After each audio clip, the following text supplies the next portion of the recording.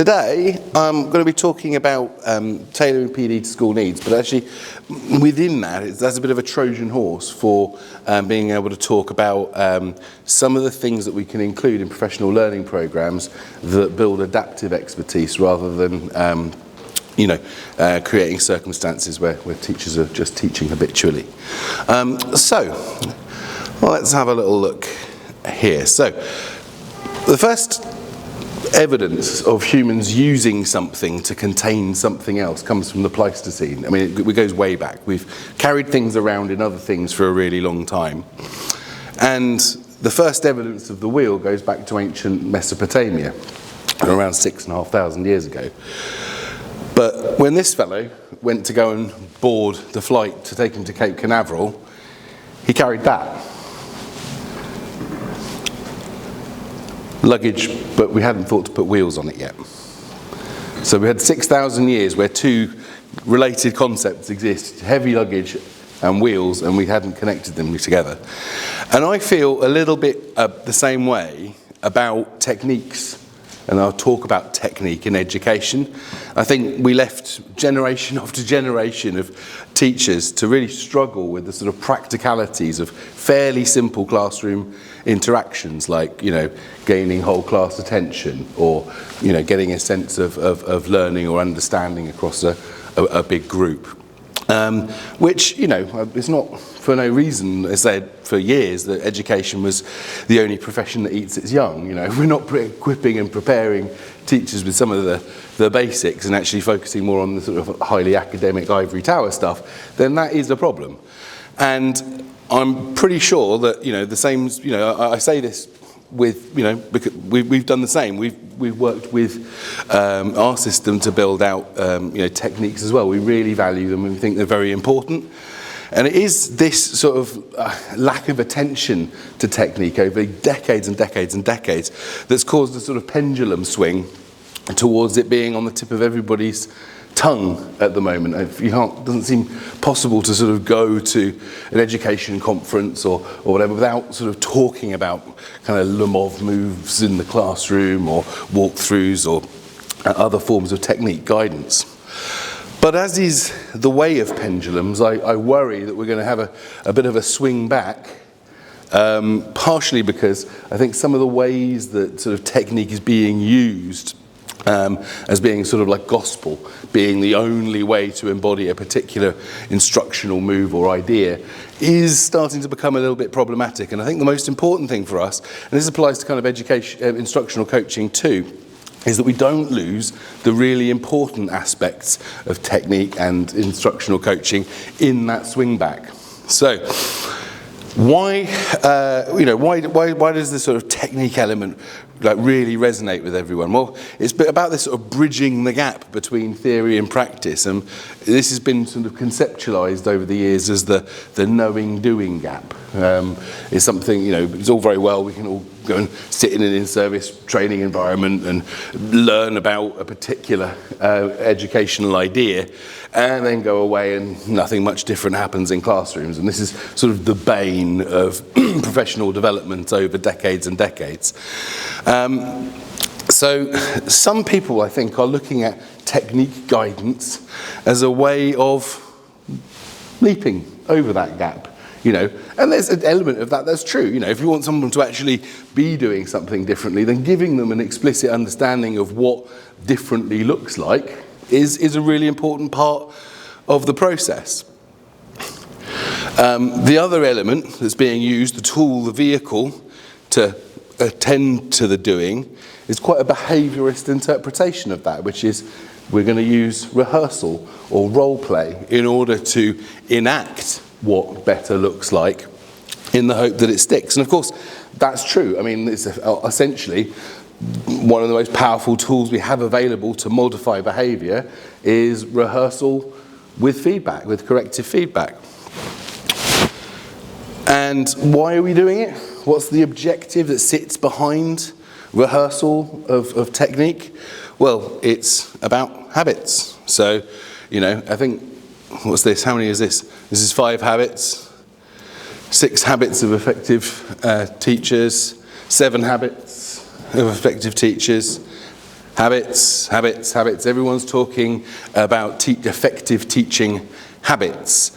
And that's great, but we need to dig into what a habit actually is. What is it at its heart?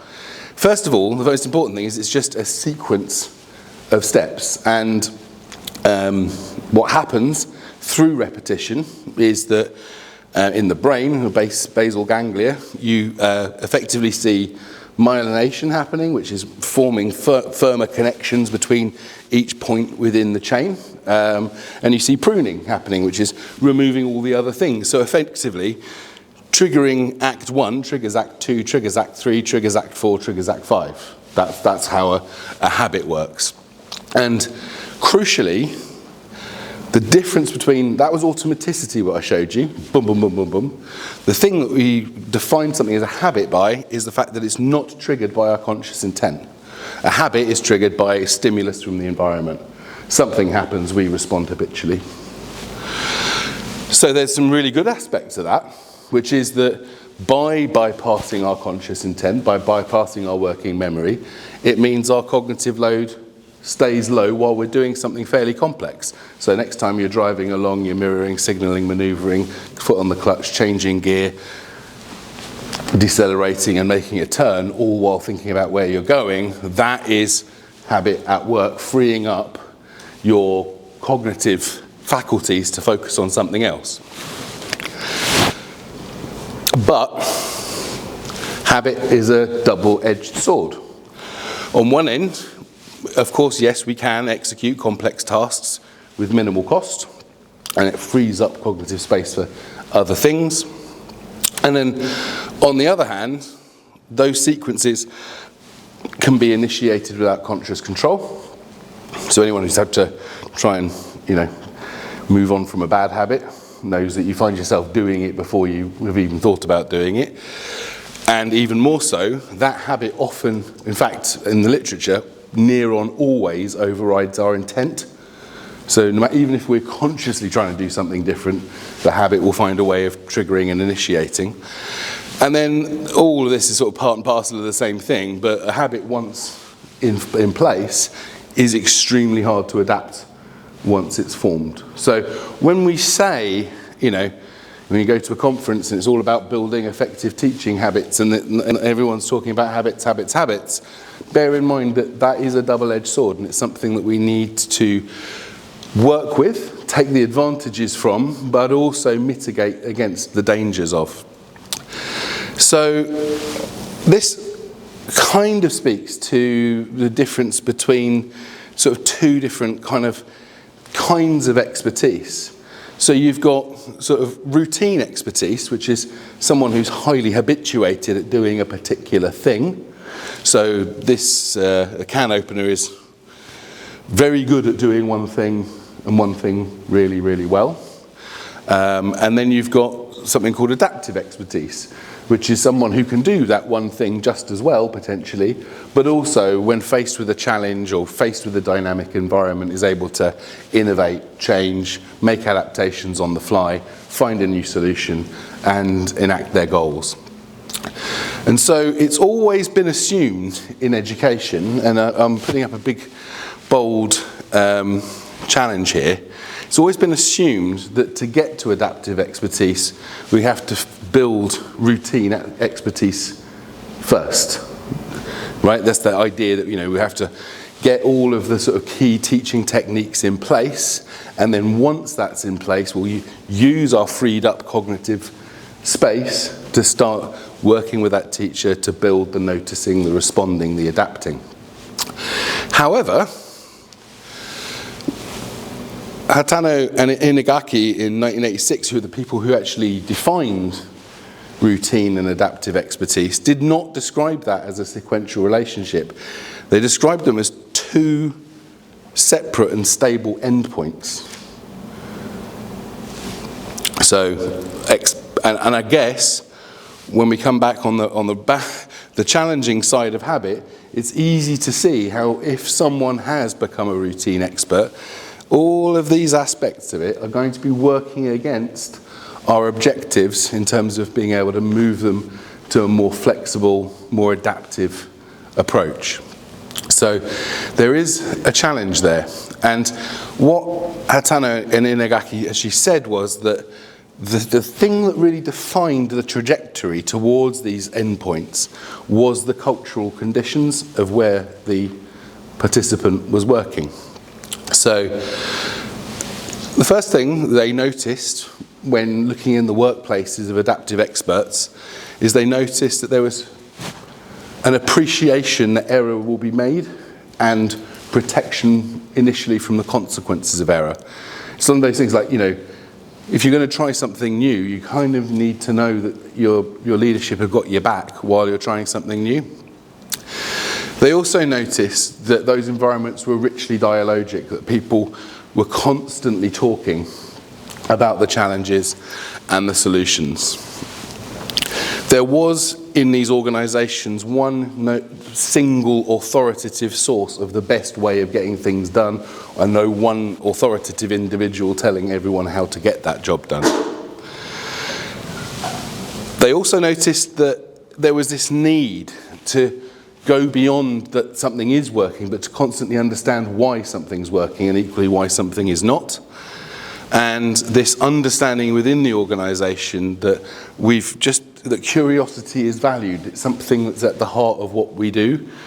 Now, I would argue that there is a very similar, in terms of the fact that they were looking at cultural conditions and the environment in which people are able to overcome habit and start building adaptive expertise, strong parallels with this seminal work from Matthew Kraft and Pape from a few years ago. Anyone remember this?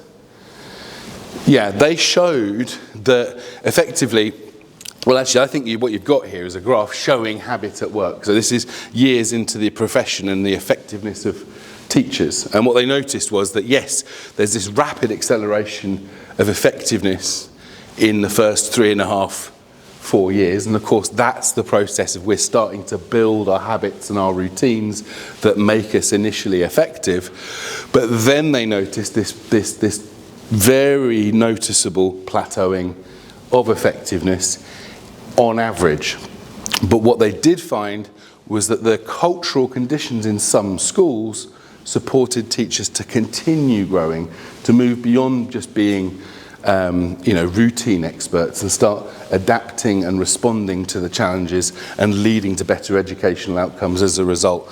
And when they looked at the sort of cultural conditions, they were very similar to the ones being described in the original work. So what I would ask is, when we think about those cultural conditions that were being described here by Hatano and Inaki,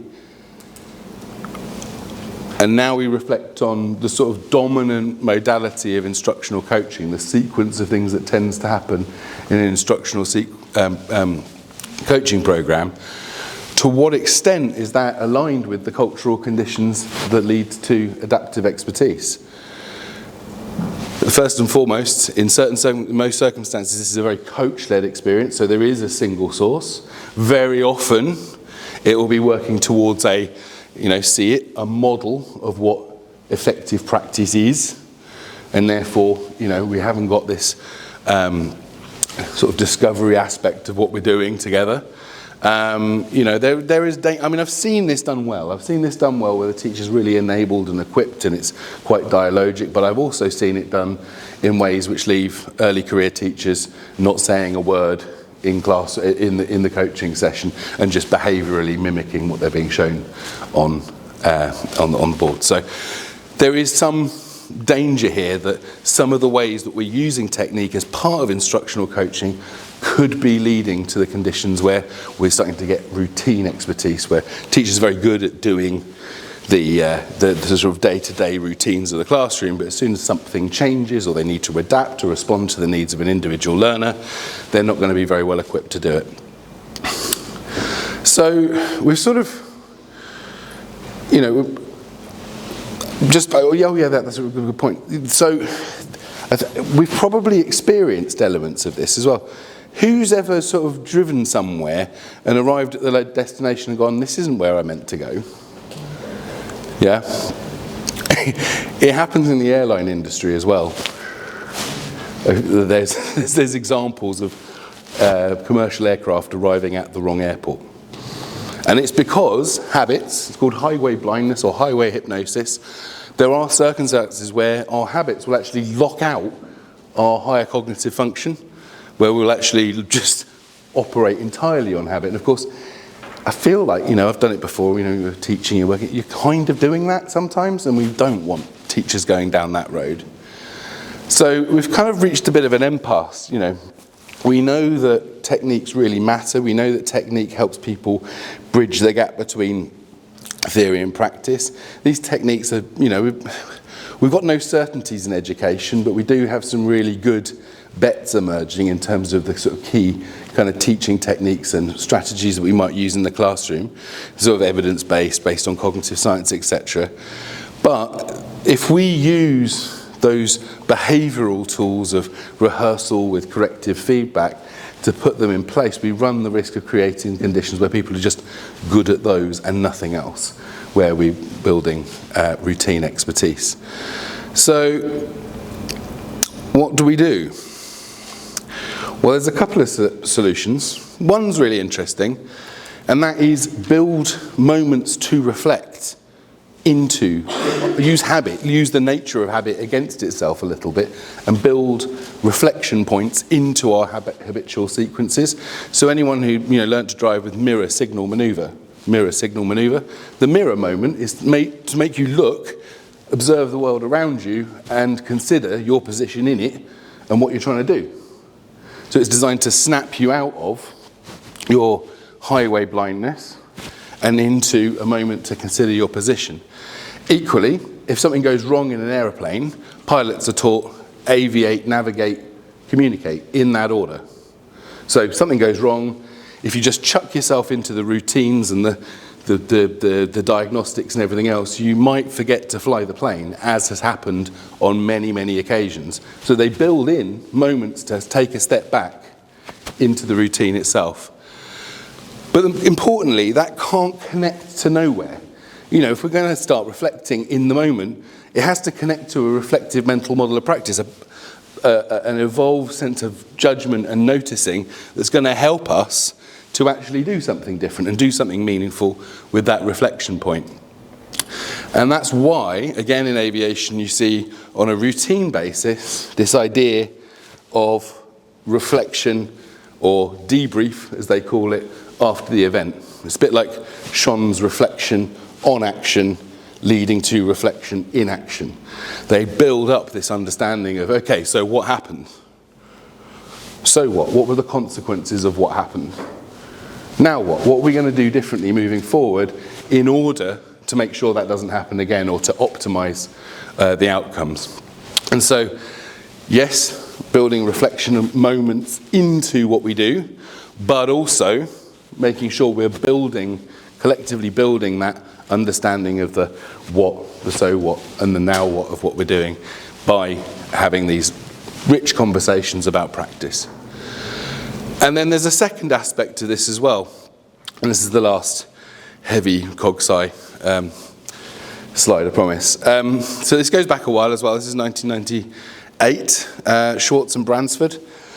And what they noticed was that, let me explain this because it's a bit complex. You've got your novice down here, and you can have learning experiences that build efficiency. And if that's all you ever have, you'll become a routine expert. Equally, you can have innovation experiences, things that are about problem solving and reflection and all these sort of things. And if that's all you ever have, you're that guy who's like, I've got a great idea. But they're absolutely clueless and can't do anything. That's the annoying novice. And what they noticed was that somewhere between those two, if we can support people with an innovation experience, and then an efficiency experience, and an innovation experience, and an efficiency experience, that's what they call the optimal adaptivity corridor. And that's the learning trajectory that takes us towards adaptive expertise. People who are able to enact things really well, but solve problems when they arise. And so there's this really comes to the heart of what we're doing today, actually. First of all, let's just accept that, like, when you look at walkthroughs or you look at our technique guides, we're explicit that this isn't the gospel of how to do something. If you look at walkthroughs, there's the adapt process that sits behind it, which is this idea of, this is great, this is to create a shared language where we can have a conversation about practice, but let's try and make that work in your classroom, in your context, and they're open to the idea of adapting and refining the walkthrough, and we say it explicitly in our technique guides. If you're going to adapt it, try and stay true to the active ingredients that we think make it work, but otherwise, crack on.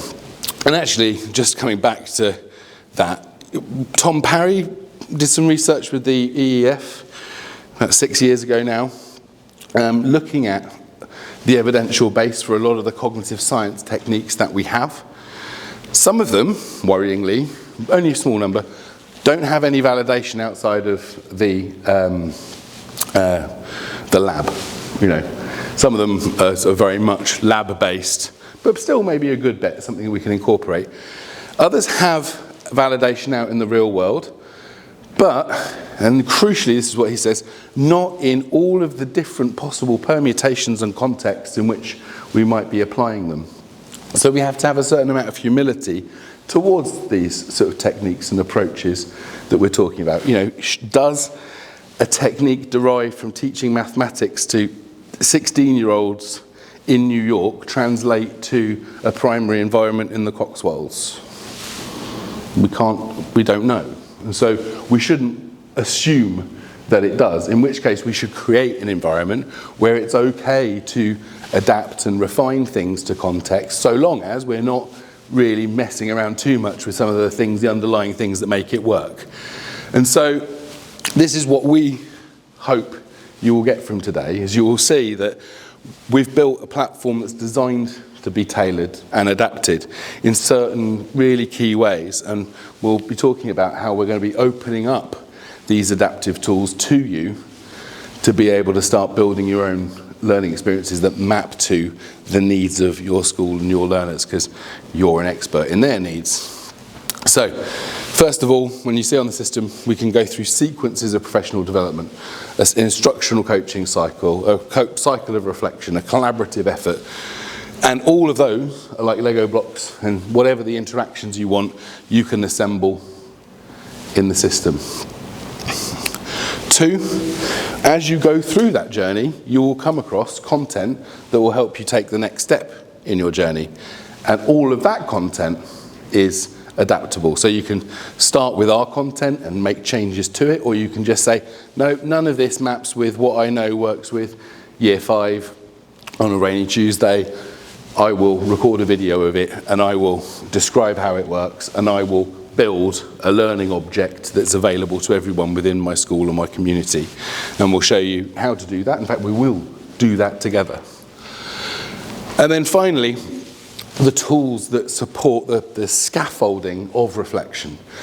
We'll talk more about AI insights and the tools that sit behind that, but the idea is that we can use AI to point out things you might not have noticed, or to challenge siloed thinking, or to frame up reflective questions to get you thinking really deeply as part of your journey on a pathway. And again, what they look at, what they say, the way they say it, all of that stuff's adaptable too. And we will, again, incorporate the adaptation of a insight into the work that we do today. So, coming back to that theory-practice gap. Final slide, I promise. We don't get to the practice by taking a running leap and landing feet first in technique and behavioural rehearsal of that technique. That way leads to routine expertise. What we do is we bridge the gap with reflection, opportunities to innovate and refine things to our own context, and yes, with behavioural rehearsal built in, so we build the automaticity to free up our cognition. But it's got to be all those things together. That's the mix that's going to lead us to adaptive problem solving across an organisation. That's it. Thank you.